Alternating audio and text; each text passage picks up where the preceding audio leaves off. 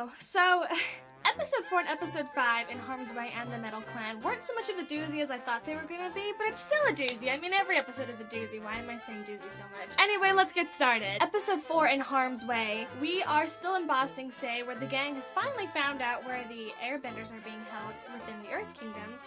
And we watch as Team Avatar saves them and takes them away to a safer place. Is it me? Or does Mako seem a little naked without his scarf? It's cute that he gave it to his grandmother and she looks adorable in it, but it's just a little weird not seeing him with it. I don't know. But speaking of Mako, you know, you're a smart kid. You're either a really good detective or you've just been catching up on Avatar: The Last Airbender DVD box sets. Your pick. Speaking of orphan children, let's talk about Kai. Now, we see him being rescued by Jinora and the whole team, and he seems grateful, and it looks like his apology is actually heartfelt. Is it really, Kai? You better not blow this time. I swear to God, I will still love you, but I'll still hate you. Hopefully he's finally learned his lesson and doesn't take advantage of the team that has so graciously taken him in and rescued him. Oh my God, they could have left him there, but they just saved him, and that's really sweet. And I hope he's been changed for the better, so that, you know, we can see Kai and Jinora date, because that would be really cute. That would be a lot more interesting than a Korra, Mako, Asami relationship thing. I don't know, love triangles just piss me off now. Thanks, Bryke. Speaking of Jinora, you little airbending thing, you should just get your tattoos already, because you've already kind of mastered airbending. I mean, you've discovered this whole new thing where you can project your spirit. Maybe it's because harmonic convergence happened and Korra didn't seal the spirit portals, so maybe people can do that now. Maybe that's a new technique of airbending. Maybe that's the secret technique of airbending, like how firebending is lightning and waterbending is blood and earthbending is metal. Maybe airbending is spirit projection. I don't know. Maybe. Episode 5, the Metal Clan.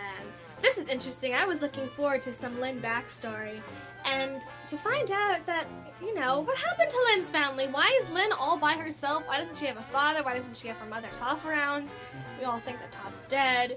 We think, but we don't know. So we are in the city of Zaofu, which is basically created by metal and all made by metal, and everything's metal, and everybody's wearing the same clothes. Now that's confusing. Is Zaofu like some kind of military base because, you know, the city's closed in on themselves and it's very well protected? Or is it just, you know, just a place where everybody just has the same clothes because why not? I don't know. That's just my main question with this episode. Why is everyone wearing the same clothes? And what happened to Toph?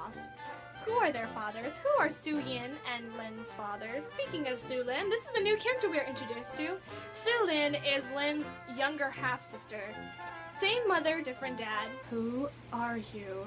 Before meeting Oatpool, we are also introduced to many of Su-Yin's other children. And you know what? I have a feeling, after being introduced to her son, Huan, I have a feeling that her father, Su-Yin's father, is Sokka. I don't know, maybe it's just like the partially shaved head.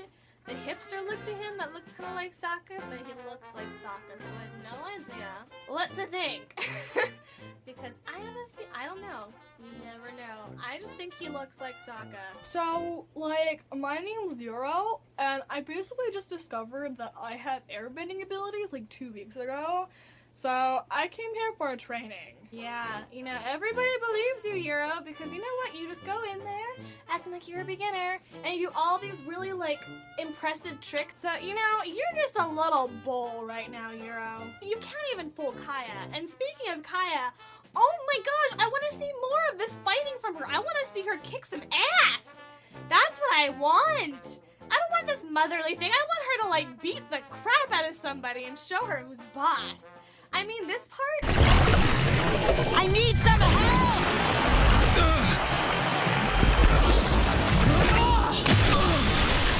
Nah, Kaya, you're good. What I found really funny is when Bolin was talking about how Opal isn't his type, and Mako's like, oh yeah, because he only like dumb water movers and psychotic ice princesses. Well, like, what does that make of Korra? I mean, did we all suddenly forget that Bolin had a huge crush on Korra? Well, you know, he likes, let's just say he likes strong women. Opal may look like she's really tender and soft and like very feminine. I mean, she's very feminine. But she looks like, you know, she can be easily just punched and she'll die. But honestly, she could be some badass airbender in the future. You know, she could kick some real serious ass. Well, there's a lot of ass in this video. This week's You Tried star goes to the Red Lotus guards, who tried really hard to keep Peli from escaping her prison. But did they? No, they just let her go because she's so dangerous and she's so powerful. They didn't even try.